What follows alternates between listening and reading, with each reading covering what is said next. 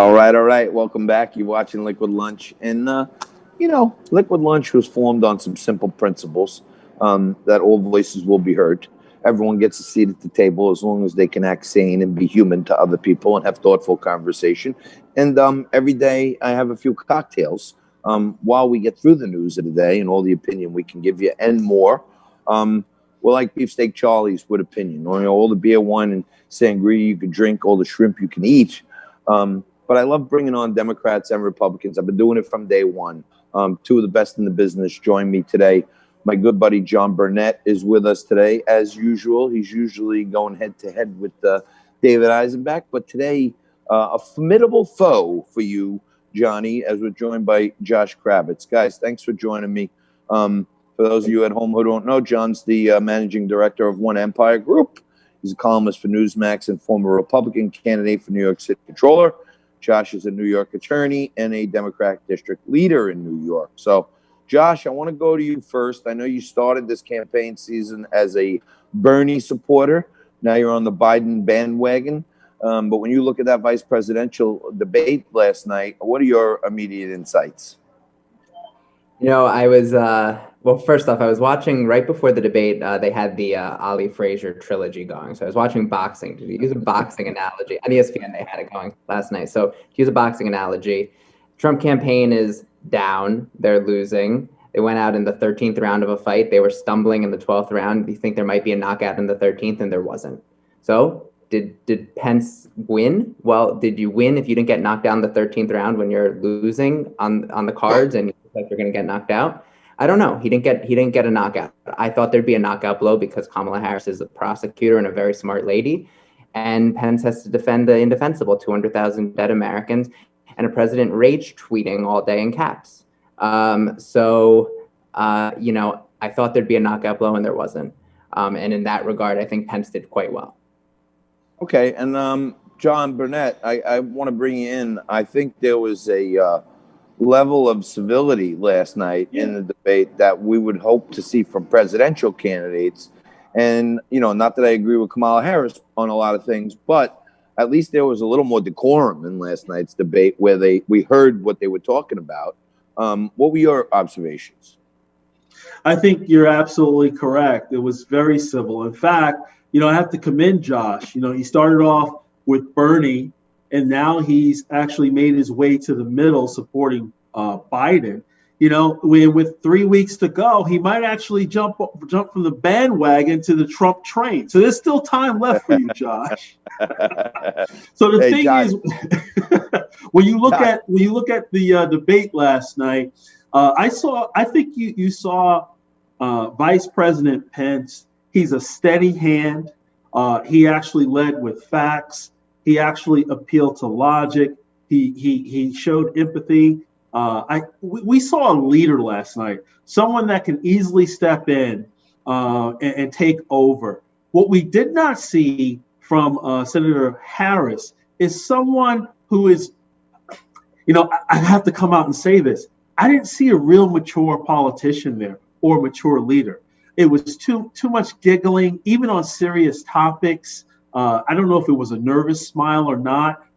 She more so led with sound bites, and she didn't. While she touted her record, she really didn't defend her record as AG.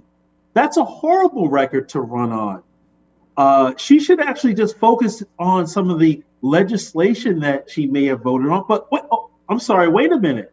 Vice President Pence actually nailed her even on her voting record on many critical issues to the forgotten American people. So I think Vice President Pence did a great job in really making that contrast in terms of letting the American people know that the Biden-Harris ticket, if elected, will actually raise your taxes by virtue of getting rid of the Trump tax cuts that actually, put more money into working class families. And for the first time in a very long time, I think over 50 years, we've seen the income of the bottom 47% rise faster than the top percent. So I think those are huge accomplishments. Once we actually start really making our way out of COVID, hopefully governors and local politicians, Democratic politicians, will work with this president to make sure that we can get people back to work.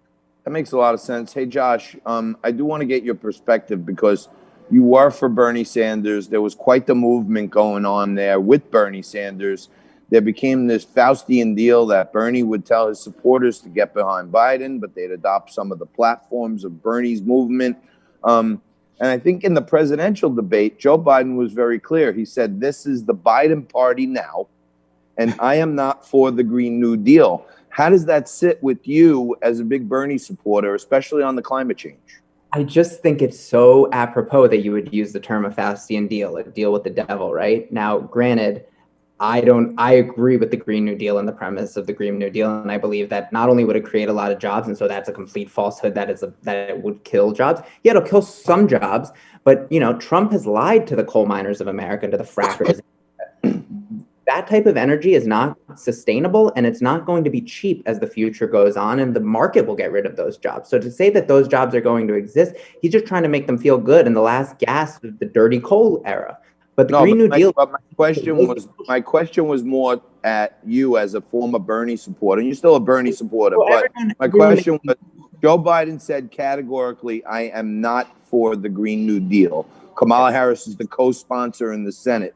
How does that sit with you as a Bernie supporter? Sure. So again, when we're talking about a Faustian deal, I think it's very apropos because yes, we have a two-party system in this country. We have two big tents in a sense where they come together and you come behind a nominee. Am I happy that Joe Biden does not embrace the Green New Deal? No, I'm not happy about it. But when we're talking about a deal with the devil, Mike Pence, the evangelical Christian, the man of morals and principles, is second on the ticket with the man who, thrice married, had an affair with a porn star while his wife had a 10-month-old.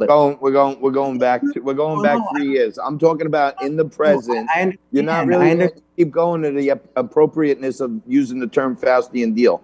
Do Bernie supporters have the same energy for Joe Biden now, knowing that he is not for the Green New Deal? That's what I'm trying to figure out. So I was a Bernie supporter. Am I working as hard for Joe Biden as I otherwise would have worked for Bernie Sanders? No. But am I voting for Joe Biden? Yes. So at the end of the day, when the tally is made on November 3rd, it's going to count all the same. John. That's terrible enthusiasm. Yeah, that's what I'm saying. It doesn't sound like Bernie had these huge crowds. Josh was coming in to the studio months ago with a pep in his step. We got a movement going. Bernie's winning. And now it's like, I'm not really loving it, but I'll vote for him. It's like an arranged marriage. Rasmussen, your favorite poll. Your favorite poll has Trump down by 12 points, and this is what you guys are hanging your hat on? Okay, that's fine. You know what, JT? Let's have 90% enthusiasm. We have to get accurate here, right? President Trump actually believes in the Green New Deal, right? He put money back into the American people's pockets. He created 500,000 manufacturing jobs. That's the Green New Deal that Americans want. Why? Because people like Vice President Biden has outsourced jobs, outsourced hope, optimism, and the American dream. President Trump has actually made sure that he repatriated all of those things, those intangibles that many people in America believe in, many people all over the world, some of which died to try to get here to take part of that. So when it comes to Green New Deal, separate and apart from energy, what President Trump has gotten is a great opportunity for the American people. That's the Green New Deal. I believe it. America's brimming with optimism right now. Yes, 50% we are. Of America might be evicted from their homes. 40% of Americans don't have $400 in case of an emergency. There's 9% unemployment. We're all brimming. 200,000 dead Americans, and the president's rage tweeting from the White House. We're all brimming with optimism. Well, I'm sorry, JT. Yeah, no, we got a couple minutes left. I want to hit a few more points. Brimming with optimism was the fracking industry when they heard Joe Biden say that he's now not going to stop fracking. For the good part of the last year and a half, he was saying we're eliminating fracking.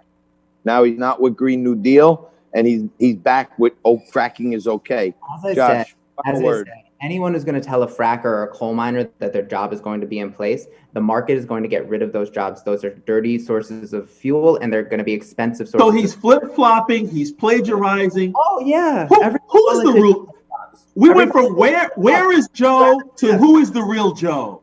Yeah. Who would you rather have? The guy who's killed 200,000 Americans who's sitting there rage tweeting in the White House, or the guy who's actually going to believe in science and try and do a good job? Who would you rather have? America's on the move. America's on the march. So Vice President Joe Bernie Clinton is on the ticket. That's what I'm hearing. Yeah, exactly. All right, we got to leave it there. Great duo. We may have to find somebody else for Eisenbach. You guys are too comfortable. You and Josh can mix it up. Awesome. All right, guys. Thanks so much. Josh Kravitz, New York attorney, district leader. John Burnett, managing director of One Empire Group, columnist for Newsmax. Guys, thank you very much. Appreciate it. You got it. Thank you, guys. All right, we're going to take a quick break, come back with some news of the day. In an hour or two, don't move. Joe Theismann is going to be with us to talk about the NFL.